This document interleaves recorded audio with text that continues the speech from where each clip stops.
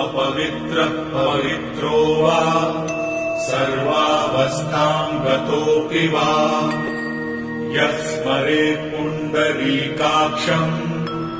स बाह्याभ्यन्तरः शुचिः आचमनम् अमृतोपस्तरणमसि स्वाहा अमृताभिधानमसि स्वाहा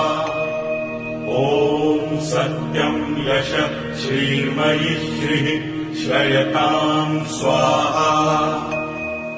शिखाबन्धनम् चिद्रूपिणी महामायै दिव्यतेजः समन्विते इष्टदेवी शिखा मध्ये तेजो वृद्धिम् कुरुष्व मे।